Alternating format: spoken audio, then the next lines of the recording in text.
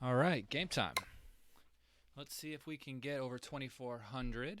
I've been there before, but due to a drinking bout in Brazil, let's just say that while my dancing ability increases after a few drinks, my ability to play backgammon well does not. Let's try this. Try to make an advanced anchor. Let's. Wish we did something else. Roll. Fan. Well, I'm gonna pass. You can take that if you want, but not me, baby. Not me. All right. 6-3. So I'm just gonna run past the 8 point here when they've got an extra spare there. I don't really want to be there. And so the 3-1, you should probably just make the 5. With the extra spare on the 8, I think I would have made the 5. 5-2 hit. 3-1, he should enter and hit, of course. Enter on the ace and hit it back. I can't have him just rolling good numbers to point on me. Okay, he rolled a poor entering number. That's good. Let's hit and make the 4. Alright, and he should hit back on the 5 point here. And I should hit him back. Alright. 3-6 hits back. That's a lot of hitting going on. I should call the police. So 5-3.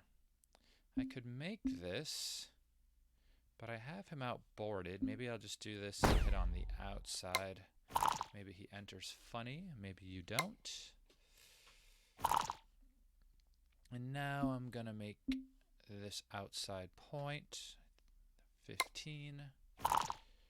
And he's going to point on me, of course. And I'll enter here. Huh. So I could step up. I kind of want to play down. I've got a pretty big stack here. I'm losing in the race. This just seems more natural. But I do want to develop that stack. Let's see what happens.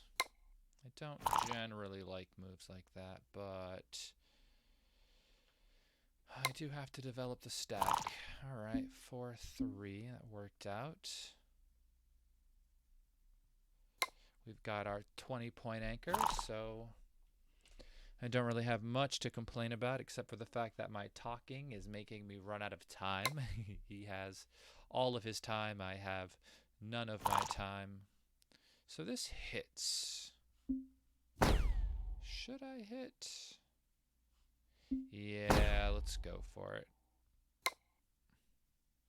Fingers crossed. Ugh. 5-6. So we'll just hit here. Oh, we got missed. He's going to enter on the 22 and lift. 5-3. This roll stinks. What should we do? Change, make this outside point here. Slot the 5. Let's just change points. That seems okay. And by okay, it means I don't know what else I should do. Yeah, it seems reasonable. 5-1.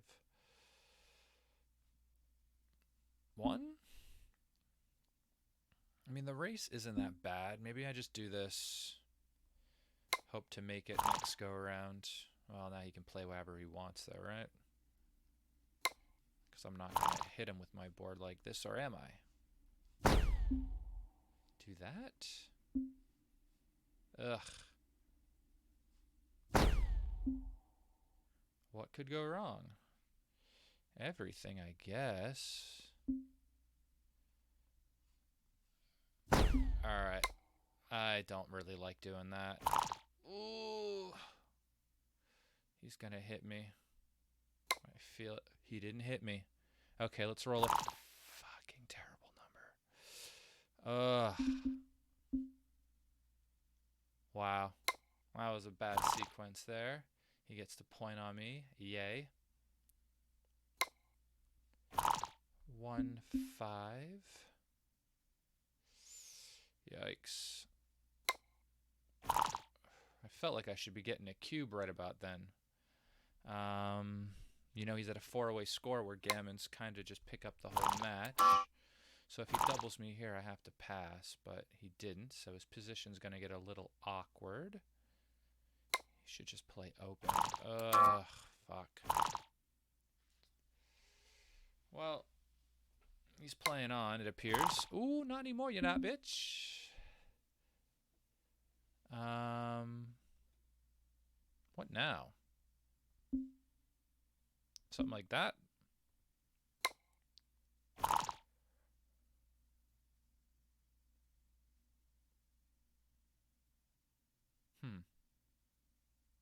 Three down, 4 in. Yeah, seems reasonable.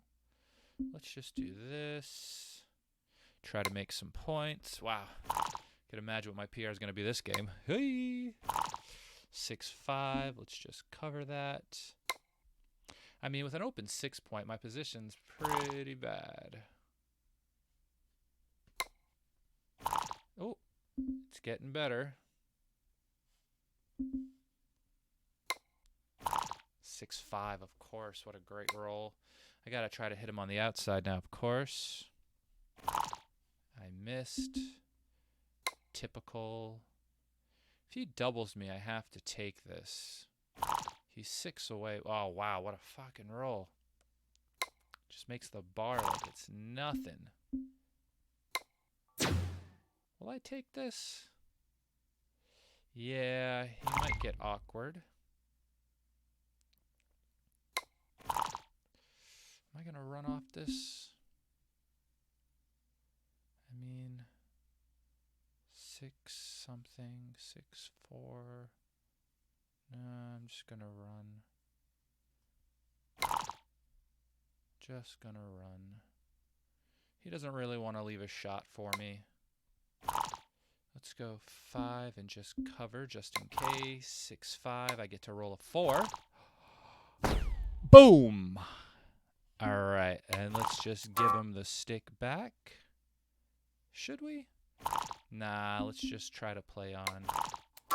He doesn't have any guys off yet, right?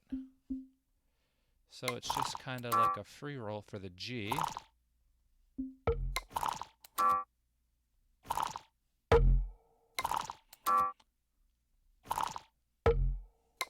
And if he hits us... Can I double back from the roof with 7 off? Yeah, let's just double him.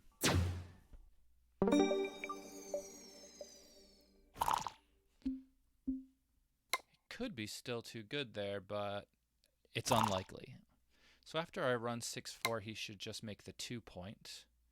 He shouldn't be trying to run because he's not winning the race. And the 6-4, making the 2-point, just locks up the 10 pips, you know? You don't lose anything by making the point. Whereas by running out and getting hit, you just lose more ground in the race. 24 seconds. I should probably work on shutting up. What the hell was that? You cannot make moves like that. Should I just slot or should I come out? I'm going to slot. And maybe I get to make it?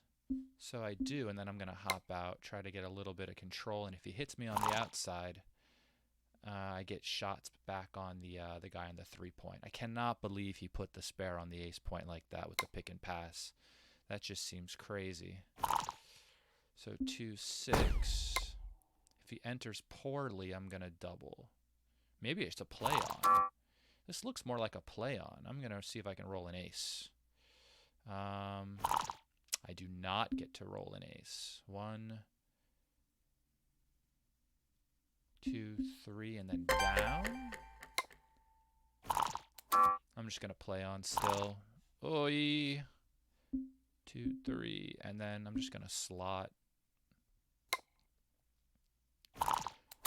Maybe I roll a 4. Maybe I roll too many 4s. Fudge. I mean, can I even... What in the world are these numbers? It's like forced, but now he rolls a 5 forced, right? No? 1, 4. I'm sure he's cursing the world right now. 6, 2.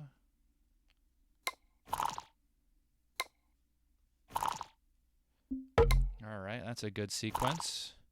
See if we can pull this G out. It seems pretty easy. All right, I will accept your resignation. Nope, let's do that. All right, so I'll be 1 away after this. I'm not sure if those were all play-ons. I mean, my position was getting a little crunch, so maybe it was a double with the crunch, but maybe with the lead it's not, because I could just never come out and then he could give me the recube. We'll find out shortly. But I am happy with the result. Alright, let's see if we can just run out of here. At a score where I just kind of want to win 1 point, running with the 6-4 definitely gives me better winning chances. By a smidge, of course. Let me just make the 5 point. 6-5. He should play out and then down. What is this play? Just running seems a little soft. But it's good for me. I mean, I'm up in the race. 4. Should I play the extra one down? I know I'm going to get hit back every time on this thing. It's just a foregone conclusion that anytime I try to play for flexibility, I just always get hit on the outside every time. Should he hit? Yeah. Yikes, man. It's like I just know what's going to happen. It's just shitty being a psychic. If I just play in, my position is a little inflexible, though. Let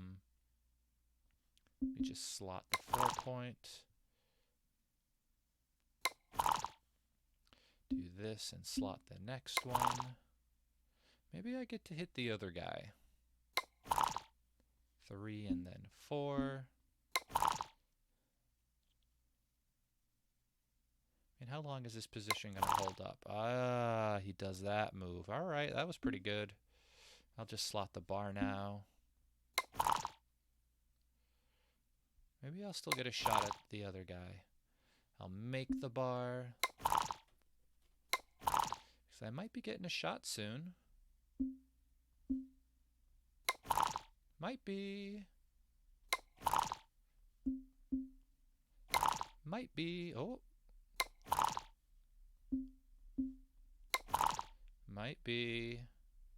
Things are getting a little stiffy, and this is just enough. I'm ready. Ugh. Now he gets to cover up, and now I'm forced to run 3-1. Wow, that's a bad roll.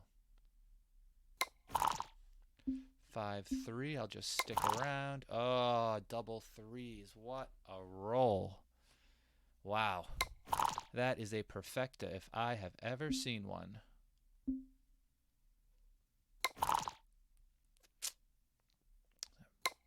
I might have taken 2 off. 3, and then I'll just lift the 2. 4-1. Okay, I gotta go. Damn. I thought I was gonna get that one. Oh, yeah. All right. Well, we have another game. So at his 2 away scores, I'm forced to take. It doesn't really matter what the opening situation is. Could I win this? Nope.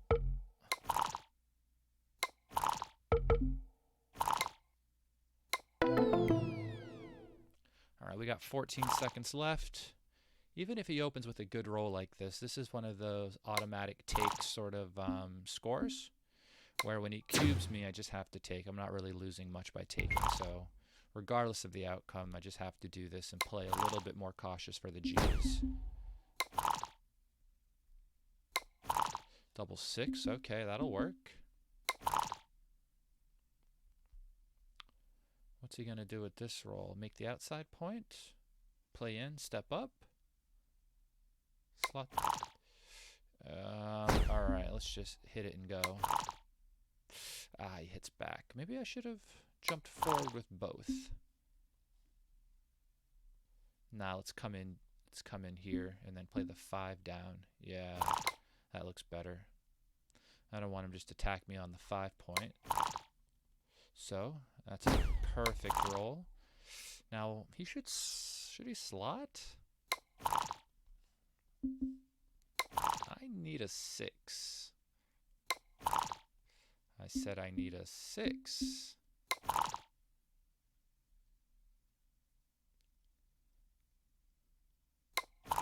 I said I need a 6. I go here? I could do this. I'm not sure, but I need a 6. I know that for sure. Wow, that stinks. Still need a 6 though. Oh, that's a bad roll. I need some number that's... Yeah, I mean, he should just make the ace point. I don't know what he's thinking about. That's really not blocking me any. Wow, that's terrible. Now he has to hit me, of course. He's not just going to let me go. Ooh, but I get to go. No ace. All right, no whammies, no whammies, no whammies. He should make the 5. 6-4 brings it home clean. Double 4s is terrible. I love terrible rolls for my opponents. And with 9 seconds left, provided no... I'm just going to lift it all. I don't need to win anything more than just the game. So we just need to clear the points, try to win the single game. Gammons don't matter for me at the score. I'm just going to take 2 off. Just bring it home safely. Very few things can go wrong from here. Off into the ace. Keep everything even on the outside, and now he has to run. All right, good match. Let's see what our PR is. I'm not too hopeful. 3.85, all right, we'll take it. And let's look at the errors. So we could go to analyze in this feature. It's actually pretty good. But today I just want to download the file. I'll go into XG and I will open the file. Download Extreme Gammon all files, and we'll open up this match and we will have XG look at it. It's a bit more accurate, though I do like when I'm on my phone being able to use XG through the site. Let's just take a look at where my blunders are. There were a few. Hopefully in the places I thought. All right. And we'll get a more accurate reading on PR. Let's see where we are here. There must be a big blunder coming up late because my PR is looking pretty good. All right, let's just start looking through the match. So in game 1, they had the 6-1, 5-3, double 4s, which is just a great roll, yeah. So when you're getting primed, more than anything else, you just want to not be primed, right? So when you're getting primed, you want to split. Somebody rolls an opening 3-1, you want to split. Somebody rolls an opening 4-2, you want to split. Somebody rolls an opening 5-3, you're getting split less, so not splitting hurts less, but it's still normally the right idea. So here, the guy's already built a 4 prime. He's got everything from the 6 to the 7, 8, 9 points made, right? Now, they're not interboard points, so I'm not too worried about that. I just would like to make an advanced anchor, so splitting has to be right with the 4. And then what are you going to do with the other ace? Obviously, the only one that doesn't leave blots in your home board or leave shots on the outside has to step up, so that's thematically correct. He rolled double twos, which is a great roll. I fan, and it was just obviously too good to cube that. Let's go to game number 2. So 5-2, 6-3 run. Like I said, you don't want to stop in front of this. When you play the 6 out, you don't want to split, because while he has the extra checker on the 8 point, it's much easier for him to use an ace to hit you here. Yeah. So 3-1, like I said, he should make the 5 point. You have an extra spare on the 8 point. And when you have that extra spare on the 8 point, you really want to use your checkers. And a temporary gain, like hitting the outside checker, which may be right after an initial like 6-3 run on my opening roll, because you don't have that spare checker on the 8 point, is just wrong here, because you need to use the checkers to make your best points. And here, a permanent asset like the 5 point just lasts the whole game, where the hit might not last long at all. Enter with the 5-2 hit, 3-1 hit, ace-2 hit, 6-1. He jumped out. So you often get this question when you enter, what should you do with your 6? And in this position, by jumping out, you're giving me 5s to hit, 6s to hit, 1s to hit, 4s and 2s to cover, and unless I'm missing something, that's all of my numbers working well. And anytime I have all of my numbers working well, you should find a different play. And so if you know that jumping out makes all of my numbers work well, you know that playing in must be better, because then I only have good 2s, 4s, and 3s instead of 1s, 2s, 3s, 4s, 5s, and 6s. 2-1, hit and make the point. He hits back, of course. This hits this. Yada yada. All the hits come by. Do to do, do to do, do to do. Let's go down to. So what should he have done here? And instead of this, he should have come in on the 24 and played this. Okay. Well, you have me outboarded, which is, you have me outboarded. And so me coming off my anchor to hit with the 6s comes with its dangers. You know, you're keeping pressure on the blot that I have on my own 2 point.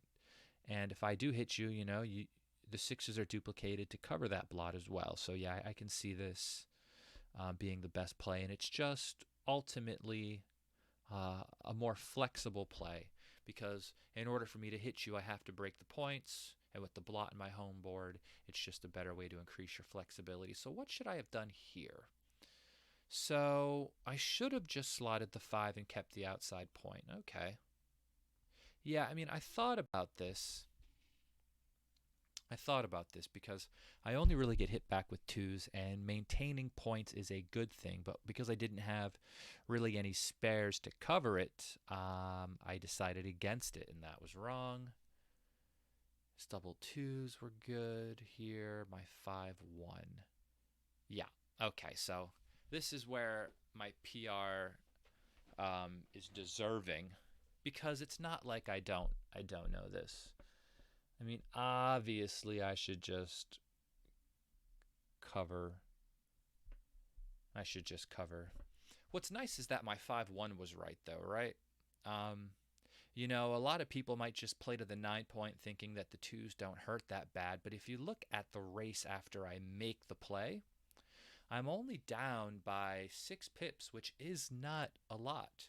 You know, I can make up 6 pips pretty easily with a few half-decent rolls and some not-so-good rolls by my opponent, or just one big double. And when you're not losing in the race by much, just kind of volunteering a shot to put yourself further back in the race just has to be bad.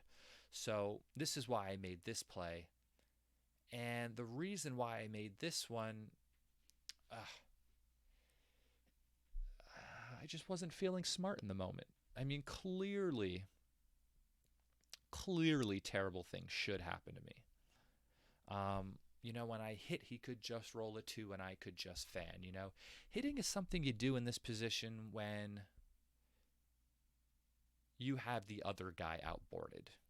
Not when the race is close and your board is in shambles and you just broke your 6 point. Like any monster with half their wits about them should understand that this is bad. I blame it on the time and me sometimes getting a little bit frisky. Like for money, I would never hit this, but this is for free. So there you go. A 6, yeah, what are you doing with this play? I mean, my board is in shambles. I've got blots all over the place. You gotta hit the guy. Now, I can see why you missed this, right? Because what fool has no 6 point, right? Uh, this fool. Um, but if you miss entering on the 6 and hitting with the ace on the 10, you have to then see the alternative, which is entering on the ace and hitting on the 5, right? Like as you can see, both are almost equal, but not hitting at all.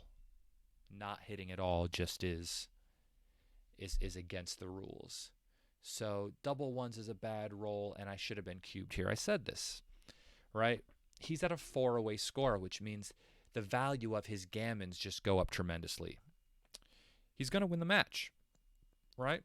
He hits me. I fan. The match is over if it's done well, right? Especially with the way my board is after my silly hit. This is another reason why the hit was so wrong, because at a 4-away score, when things go bad, if you use the cue properly, I lose the entire match, right? Yeah, so clearly at the score, hitting is just terrible. Not only does it not win as many games, but it loses 23% gammons as opposed to 8% gammons. Like I feel this over the board, but sometimes you get a little bit feisty. All right, so the 2-1, I obviously fan. He just comes around, blah, blah, blah. So his 4-3 didn't seem that bad, but if you think about it, obviously discounting my previous play where of course I hit because it was terrible, here he might be thinking I hit too, right? But if we look at the numbers, the actual number of 6s that will really hit this outside guy at this score, it isn't many. So making the point that's 5 away instead of 6 away helps you bringing things home. Of course, I get a lot of shots when you're 6 away, much more than if you're 5 away. And then slotting your next best point is good. It's just a much more flexible position and easier to bring home because, to be honest, unless I'm feeling extra frisky, most of my 6s aren't going to hit that guy anyway. I'm just going to let you come forward and wait till you break off of the 18 point and then try to hit that way after I've rebuilt my board. So the 5-3, obviously I just start to rebuild my points. The 5-2 is done this way. So what's the alternative? Just maintaining the flexibility and not killing the checker? Okay, that's an interesting play. 10-3 also works as well, better than the other plays. That would be hard to find, I think. But of course, you just don't really want to start burying checkers behind because they all want to attack. And if you know that most of my 6s aren't going to hit, then there's not much fear here because when I hit you, you get gammoned. I get gammoned. So I make the points, 3-2. He kills the checker again. Yeah, you could do this instead, where instead of burying a checker on the ace, you get to cover that point. So if I hop out and you hit me, there's a lot less fear of being hit back because, I do have a 4-point board now despite the fact that my 6-point is open. So my double 2s were bad. I guess I should have made the ace. So I thought about this because staying 6 away is just really good for defensive purposes. If you look at how his next roll of 6-5 plays if I do stay back and just make the ace, you can definitely see why, right? Because now all of a sudden his play is forced and he has to play from 18 to 8, or what is that? No, 18 to 7, which gives me 3s and 6s to hit, and all of those hits are pretty fatal. Because then when you roll the 6-5, now I'm only shooting at indirects. He gets to make this point, and he doubles me, and I get to take. So why do I get to take here? Right? I'm down 24 pips in the race. He's got some good landing spots, and the reason I get to take is because of all of the dead checkers on the ace point, right? His position lacks so much flexibility that there are rolls that give me shots right away, and all of those shots that I hit are fatal. And so because of the brittleness of his position, the lack of spares, the race, though obviously is good enough for him to cube, I can still take pretty easily because there's just shots that I can just get right away in this position. So 6-4 he clears, and 5-2 was a blunder. Okay. So I guess it has to do with making his 6-1, his 6-2, and his 6-3 good rolls. Where if I stay back, yes, I'm breaking my 6 point, but I'm making all of his 6s bad instead of giving him some relief on some of the other 6s. Now, I thought his position was so stripped at the time that, I get good positions on some 5s. But when I look at it, yeah, his 6s play much better. And if I get to hit him on the next roll after such a flunky roll, like after some of those 6s, the fact that my 6 point is open only really matters right away if he rolls a 6, because if I hit him and he fans, more than likely I get to just cube him out right away. So yeah, you can see when I plus it, the error gets bigger. He clears the point. 5-3, I come around and cover. Some people would play into the 6 here, but covering is just really important for the next roll. He hits me, and I roll the 4. So I play the 3 in because when I did it, I said to myself, I'm going to double, right? But after I play in, you can see that double 6s are fine. Wait, 1, 2, 3, 4. Okay. 1, 2, 3, 4. So what roll plays bad that I lose equity on it? So after I play here, what happens after double 5s? 16 here, 21. I don't get any checkers off. So it's just a little less flexible, I guess. Doesn't really lose much equity, but those are the type of plays I like to look at. I like to try to figure out what's going on in these positions where, bringing it into the 6 point, which is usually a good place, is just not right here. So 3-1. Yeah, after coming out, I should play 4-3. Wow, that's interesting.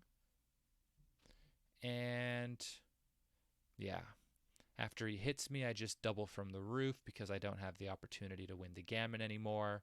And with 7 guys off and a broken board, taking this would just be terrible. Third game. So 6-5. Like I said, this is something people get wrong a lot.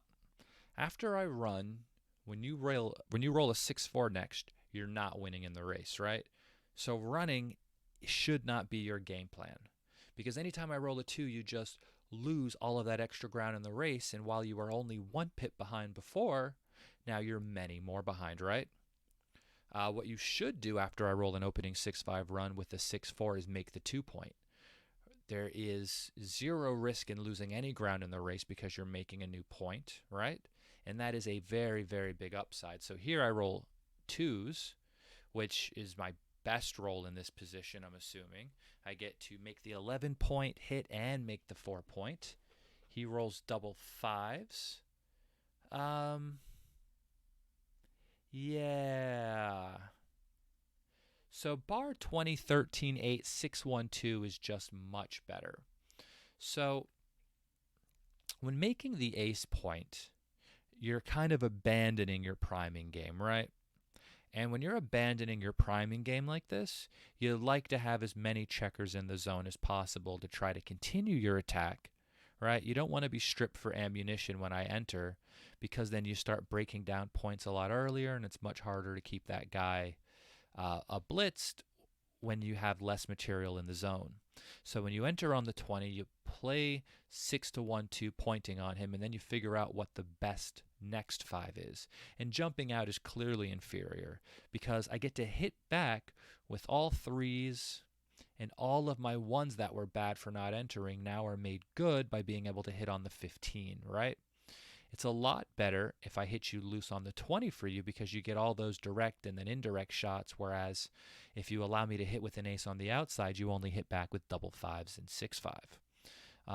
Yeah, so 5-2, 4-1. Yeah, this pick and pass play was really bad. You know, you want to make the 5 point, right? And you can't make it if you hit on the 5 and then lift the checker, right? Like, you just never get to make it. And we saw in last game the fact that he had all of those dead checkers on the ace point ended up being a terrible detriment. I mean, it is early enough in the game that getting hit back doesn't necessarily kill you. Now, we can see that on my next roll, I rolled a super joker, which was like a 6-5, right? I would have hit 2 and the game would have been over. What I didn't recognize was that the play was so bad that I had a cube leading in this match. After that play, I win 70.6% of the games, and I win 20% gammons. That is clearly a cube. Clearly. And I just missed it. So my 6-5, I slotted the 5 point, which is correct. So 13-7 is okay as well. Jumping out into the double attack is just bad, right? Like staying in inner board when he's already killed the checker, there's very little threat on that guy. And I really, really, really want to make the 5 point. If I can get away with that, I'll be a very happy guy. So the double sixes, he played around. My 6-5, I covered and tried to hop out. His 6-3, he played in a really silly way. So if we think about the race, he's leading. He's up by 6 pips, right? My board is stronger, so in an exchange of hits, he loses tremendously, right? So it is better to just play 24-15, just running all the way out. Now, why is that better? Because any other play, it looks like I get to just double you and have you pass from the roof. Wow. Interesting. So, wow, look at that. 24-15. So I guess it's Pottle's Law, where, you know, when you don't really have a better play, you just always try to get the back guy out, right? So even though he's coming into what must be at least 27 shots, the fact that there's 9 missers, that's the upside. Yeah, I get to cube you in that play, right? And I felt less inclined to do so afterwards. I will correct my thinking on that, but yeah, no, it's strong. You know, when you're missed, the game is over, and when you're hit, it's not. But when you hit with the blot there, then you come out when I got the aces and the 4s and the 6s to hit you too. I guess the only reason I didn't double was because of the match score, and I thought, incorrectly so, that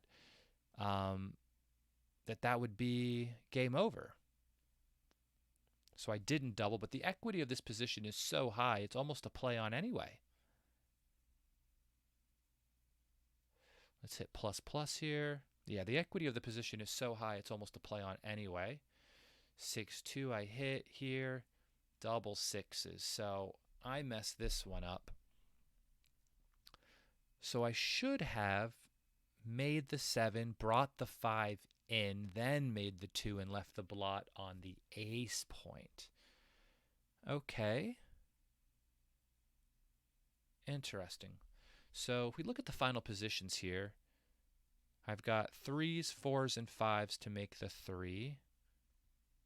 Here, I've got 2s, 3s, 4s, and 5s to make the 3, so clearly that's better. I just missed it in the time crunch. Double 4s. Okay, you see I'm still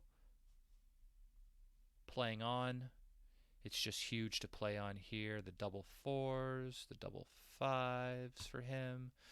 My double 5s.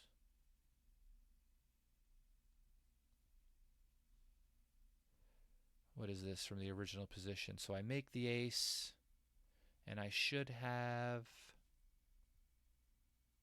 played this here instead of slotting. So the reason why I slotted instead was because of his blot on his 3. Now I know getting hit back stinks, but and I do need to roll a specific 4, so I guess I can see why that's wrong. But because of the weakness of his board, I decided to take the chance, and yeah, it just gets worse. So the double 5s, more double 4s. Let's see. No other mistakes in this game. We'll go on to this one. 6-4 runs at the score, right? So when we run at this score, it's because it just wins more games. So all I need to do is win a single point to win this game, and it wins 50.4% of the time, as opposed to the splitting play that wins 50% of the time, and making the 2-point wins 49.3% of the time, right? If I just want to win a single game, I should run. 3-1, 6-5. Yeah, running is just bad, right? Like, you've got me outboarded, so the exchange of hits benefits you. You want to make the 8 points, so I can't just roll some silly 7. And this is just better by a lot. My 6-5 runs. His 6-2 decided to run, but it should play down. You're not up in the race, so you shouldn't be racing. My 4-3, yeah, it's like I knew it was bad because I knew I was going to get hit because, well, that's just the way this game works. You make good plays, you get punished. You make bad plays, you get punished. And I guess this one was a bad one. Just the shots when you're just up in the race, it's just not what you're looking for. Even though it makes my position a little inflexible, getting hit is just bad. So 3-1 hits the outside guy. So his 5-4 play, yeah, I mean, I guess you just attack the checker. Just hit and play the other guy down. So winning a gammon at this score is actually worth something, right? So what happened when he won the single point? Of course, he gets to stay in the match, which is good, right? But going from 2 points to 3 points is worth a bit, because when you're at an even score, I get to take regardless of the position, because losing 1 or 2 points at that score doesn't really change the match winning chances at all, right? So at 3 away for him, when he has an even score, like, if I just pass, we're just gonna play the next game, and he's 2 away, and it's just like if I pass there too, it's just 1 more point to win. So what happens when I take at those even scores is that I get a chance to win right away, right? As long as I don't get gammoned, this is almost a free chance to win. What I risk is almost 0. So I get to just play this entire game out and try to win, because my chances of winning the game from an early position, or almost any position, is just worth more than what it would be passing in a position where they haven't waited too long, and I'm like a favor to get gammon, because obviously I don't want to take cubes where I'm just getting slaughtered already. But in most positions where I'm not already getting gammoned, you just take, right? So the 4-2 2 in, 4 down. He has the 4-1 here. He just played safe. Of course, the gammons are worth something at this score, so he should hit. He has me outboarded. I play this. I make the anchor in 3 down. Double fours. 3-1, I just slot. I should make the bar. Making the bar is obviously clear because you're getting 4 in a row. So if you do get that shot, he doesn't just enter low and then just roll the 6-5 to get out completely. That's obviously a much better point to make. 6-3, 3-1, 4-2. So yeah, I just made the bar here. But here 8-2 was better, leaving it slotted, getting ready to make the 2-point next. My 5-4. Should have just played both in, playing that way. 4-1. So he's supposed to get ready to clear this point. Just in case he rolls some number later, it's just better to have it cleared. 3-1. Yeah, you should just lift the 5-point, you know? Like, creating an extra blot allows me to just be so much more brazen because I have so much less to worry about. 5-3, I just played in. Double threes, obviously a perfect roll. And 3-1 here, I guess I should have lifted that one too for the race. 2-1, he picks and pass. Yeah, you don't need to do that. You should just take the checkers off because what happens when I roll a 6 next roll is that I'm just forced to leave and then you don't leave any shots at all, which is what would have happened. I would have rolled a 6, I would have left, and you would have given me no opportunity to hit any shot whatsoever. 6-1, double ones, of course, 3-2. Now I lifted, but I should have played here to stick around for another roll, I guess. No more errors in that game. 6-1, make the bar, double take, right? So we're at that 2-away score. I don't lose anything by taking, even though he made a stronger board point than I have. I just get to play this game all the way out. The 4-3, he split this way. Obviously, it's better to split the other way because when I attack you, it is much better for me to have the 5-point than it is to have the 4-point because then from the roof you can roll the 5-4. There'll just be the gap there. Having a solid prime is much better than having a gapped prime. But then I rolled double twos, right? Like, what a great roll when you're just trying to win the game. 6-3, he hopped out. Now, playing 10-4 is better because you'd really like to make an anchor. And when you run past the outside here, it's like you're trying to win a race you're not winning. You know, just play it in, play safe, try to make the anchor, and try to keep me contained. Double sixes, obviously this is a perfecta. 5-2 makes the outside point. Yeah, I said this. You should slot the 5 and step up. You know, if you can make the 16-point and not be hit, that's great. If you can make the 5-point, that's also good, but obviously the other play is not a blunder. And I did this, and I should have come out with both. I knew it right afterwards. You know, it's one of these plays that you just kind of make in a bit of a time crunch. You know, just not, you know, just denying him good sixes. 6-2 hits back. 3-5, 4-2. What should he have played? I should have hit and step up. Yeah, you know, attack a single checker, prime, you know, multiple checkers. This is just clear. You just hit and step up. You know, you're trying to make that point. If I hit you back, maybe you roll a 3 when you enter. But when I get to play the 5-3 and make the point on your head, you're having a bad day. So here you got a slot, right? We're in a prime versus prime sort of position. You're being primed. You want me to be primed. You know, you need to make the best play to win the game as well. Since gammons don't matter for you, there is no risk in making this play, and it increases the likelihood that you win by a wide margin, right? If we look at this, he ends up winning about, 3.8% more games, which is a lot over time. That's just a tremendous advantage. 4-3, 2 down. 5-3, he needs to hit. Like, you can't just allow me the 6 out. Double one, 6-2, he plays over my head. It's not bad. But yeah, I mean, I would have played with the guy on the 10-point. 4-1, I guess that was good. 4-3 is silly.